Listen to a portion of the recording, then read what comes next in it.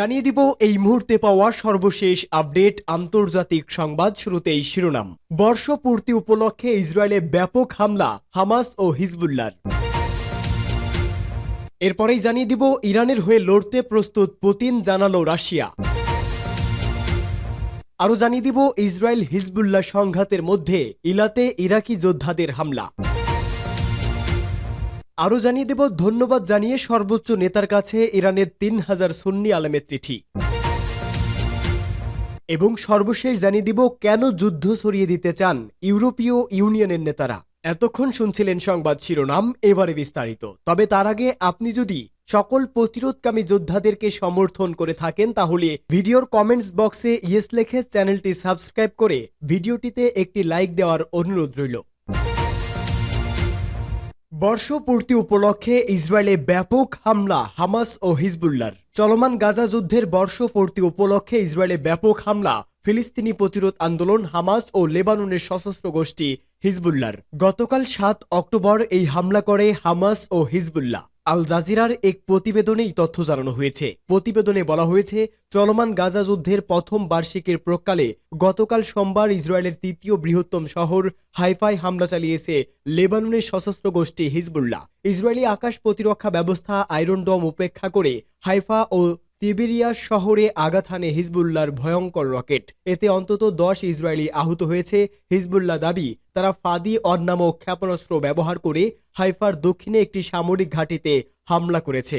এর মধ্যে ২টি রকেট ভূমধ্য সাগরের উপকূলে হাইফাতে, অন্য ৫টি ইসরায়েলের তিবেরিয়াস শহরে আঘাত হানে। উল্লেখ্য, চলমান গাজা যুদ্ধে গত এক বছরে ৪১,৯০৯ ফিলিস্তিনি নিহত হয়। এছাড়া ৯৭,৩০৩ জন আহত হয়। আর হামাসের হামলায় ইসরায়েলের ১১৩৯ জন নিহত হয়। এ সময় ২ শতাধিক ইসরায়েলি হামাসের হাতে বন্দী হয়। এদিকে কাসাম ব্রিগেডস ও আল-কুদস যোদ্ধারা জাবালিয়ায় ইসরায়েলি বাহিনীর সাথে ব্যাপক সংঘর্ষের খবর দিয়েছে। তারা বলেছে, ওই সংঘর্ষে কয়েকজন ইসরায়েলি সেনা নিহত এবং অনেকেই আহত হয়েছে। রুশ প্রেসিডেন্ট ভ্লাদিমির পুতিন যে মুসলমানদের পরম বন্ধু সেটি তিনি বারবার প্রমাণ করেছে। ইসরায়েলের বর্বরতার বিরুদ্ধে সবসময় উচ্চ কণ্ঠ ছিলেন রুশ নেতার। ইরানের সাথে সবসময় গভীর বন্ধুত্ব বজায় রেখে চলেছে পুতিন। দুদেশের মধ্যে বন্ধুত্ব অব্যাহত রাখতে গোপনে ক্ষেপণাস্ত্র, ড্রোন আদান প্রদানও চলে।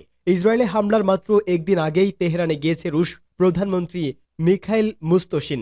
বৈঠক করেন ইরানের প্রেসিডেন্ট মাসুদ পেজেশকিয়ানের সাথেও। সেই বৈঠকের কথা জানার পর বহু বিশ্লেষকের ধারণা, ইসরায়েলে ইরানের হামলার পেছনে পরোক্ষ সাই ছিল রুশ প্রেসিডেন্ট ভ্লাদিমির পুতিনের। সেই ঘটনা ছিল পরোক্ষ। এবার সরাসরি ইরানের সাহস ও ইসরায়েলের আগ্রাসন নিয়ে উচ্চকণ্ঠ পুতিনের প্রশাসন। মধ্যপ্রাচ্যে সংকটের নেপথ্যে যুক্তরাষ্ট্র যে কলকাঠি নাড়ছে সেই ব্যাপারে সরাসরি ক্ষোভ ঝেড়েছে রাশিয়ার পররাষ্ট্র মন্ত্রণালয়ের মুখপাত্র মারিয়া জাখারোভা। তিনি বলেছেন, পূর্ব এশিয়ায় মার্কিন প্রেসিডেন্ট জো বাইডেনের নীতিতে এই অঞ্চলে অশান্তি আরও বৃদ্ধি করছে।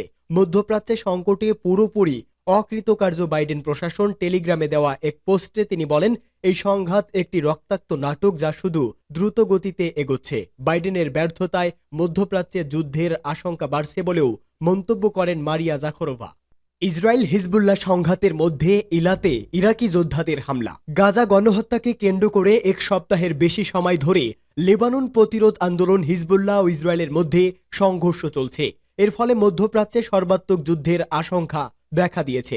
এমন পরিস্থিতিতে হিজবুল্লাহর প্রতি সংহতি জানিয়ে দখলদার ইসরায়েলের ইলাত সমুদ্র বন্দরে নতুন করে ড্রোন হামলা চালিয়েছে ইরাকের প্রতিরোধ যোদ্ধারা। ইরাকের প্রতিরোধ যোদ্ধাদের জোট পপুলার মোবিলাইজেশন ইউনিট জানিয়েছে, তারা ইলাত সমুদ্র বন্দরে একটি গুরুত্বপূর্ণ স্থাপনায় হামলা চালাতে সক্ষম হয়েছে। সামাজিক যোগাযোগ মাধ্যমে ছড়িয়ে পড়া ভিডিওতে দেখা যায়, হামলার পর ইলাত বন্দর এলাকায় ধোঁয়া উঠছে। তবে এই হামলায় কী পরিমাণ ক্ষয়ক্ষতি হয়েছে তা এখনও নিশ্চিত করা যায়নি। এর আগেও ক্ষেপণাস্ত্র ও ড্রোন ব্যবহার করে ইলাত সমুদ্র বন্দরে একাধিকবার হামলা চালিয়েছে ইরাকি প্রতিরোধ যোদ্ধারা। ইসরায়েলি গণমাধ্যমের বরাতে তেহরান ভিত্তিক পার্স টুডে বলেছে, ক্ষয়ক্ষতির বিষয়ে তাৎক্ষণিক কিছু না জানা গেলেও ড্রোন হামলায় ২ জন জয়নবাদী বসতি স্থাপনকারী গুরুতর আহত হয়েছে বলে নিশ্চিত হওয়া গেছে। ইসরায়েলের সামরিক বাহিনী দাবি করেছে, ইরাকি যোদ্ধারা ২টি ড্রোন দিয়ে হামলা চালানোর চেষ্টা করে। তবে একটি ড্রোন আঘাত হানতে পারলেও অন্যটিকে ভূপাতিত করা হয়েছে। দখলদার সেনারা বলছে, ইরাকের হুমকি সম্পর্কে তারা নিবিড়ভাবে পর্যবেক্ষণ করছে। এ বিষয়ে তথ্য সংগ্রহ করে প্রয়োজনীয় ব্যবস্থা নেওয়া হবে। এছাড়া গতকাল ইরাকি প্রতিরোধ যোদ্ধারা একদিনেই ইসরায়েলের বিরুদ্ধে 5টি সামরিক অভিযান চালিয়েছে। এর মধ্যে সাপির বিমান ঘাঁটি সহ 2টি স্থাপনায় সরাসরি ড্রোন দিয়ে হামলা চালায় তারা। এর আগে গেল বছরের অক্টোবর মাসের 7 তারিখে ইসরায়েলে এই দশকের সবচেয়ে বড় সামরিক অভিযান চালায় গাজার হামাস সরকার। এরপরই গাজায় বিমান হামলা ও স্থল হামলা শুরু করে ইসরায়েল। এই আগ্রাসনে 41,000-এরও বেশি ফিলিস্তিনি নিহত হয়েছে, যাদের অধিকাংশই নারী ও শিশু। এছাড়া আহত হয়েছে 1 লাখেরও বেশি মানুষ। ধন্যবাদ জানিয়ে সর্বোচ্চ নেতার কাছে ইরানের 3,000 সুন্নি আলেমের চিঠি। ইসলামী প্রজাতন্ত্র ইরানের 3,000 সুন্নি আলেম দখলদার ইসরায়েলে ট্রু প্রমিস 2 অভিযান পরিচালনার জন্য ধন্যবাদ জানিয়ে চিঠি লিখেছেন। তারা ওই অভিযানের প্রতি অকুণ্ঠ সমর্থন ব্যক্ত করেছেন। সর্বোচ্চ নেতাকে সম্বোধন করে লেখা ওই চিঠিতে বলা হয়েছে, আপনার দৃঢ় ও বিজ্ঞ নেতৃত্বে সম্মানজনক সংযমের পর ইরানের ইসলামী বিপ্লবী গার্ড বাহিনীর মাধ্যমে গত 1 অক্টোবর দখলকৃত ভূখণ্ডের হৃৎপিণ্ডে যে অভিযান পরিচালনা হয়েছে তা মুসলিম উম্মার ক্ষোভের বহিঃপ্রকাশ। এই অভিযান শহীদদের পরিবারের শোকাহত হৃদয়, অসহায় ফিলিস্তিনি জনগণ ও সমস্ত স্বাধীনচেতা মানুষের মনে আবারও স্বস্তি এনে দিয়েছে এবং পবিত্র আল কুদস মুক্তির লক্ষ্যে লড়াইরত মানুষেরা ইহুদিবাদী ইসরায়েলের বিরুদ্ধে যুদ্ধ চালিয়ে যাওয়ার অনুপ্রেরণা পেয়েছে। যেসব আলেম ইরানের সর্বোচ্চ নেতার কাছে চিঠি লিখেছেন তাদের মধ্যে বিভিন্ন শহর ও এলাকার মসজিদের খতিব, ইমাম ও ওয়াজকারী রয়েছেন। তারা ওই চিঠিতে ইরানের সর্বোচ্চ নেতার গত শুক্রবারের খুতবার প্রশংসা করেছেন। তারা ইরানের ইসলামী বিপ্লবের প্রতিষ্ঠাতা ইমাম খমিনি রহমতুল্লাহ আলাইহির আদর্শের প্রতি নিজেদের আস্থার কথা পূর্ণ ব্যক্ত করেছেন।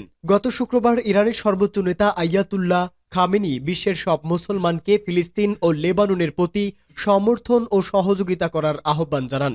একই সঙ্গে তিনি মুসলমানদের মধ্যে ঐক্যের উপর জোর দেন। তিনি বলেন, মুসলমানদের জন্য কোরআনের নীতি হলো মুসলিম জাতিগুলোর একে অপরের মধ্যে ঐক্য ও সংহতি থাকতে হবে। তাহলে আল্লাহ মুসলমানদের মান মর্যাদা বাড়িয়ে দেবেন। মুসলমানেরা সমস্ত বাধা এবং ষড়যন্ত্র মোকাবেলা করে শত্রুর বিরুদ্ধে জয়ী হবেন।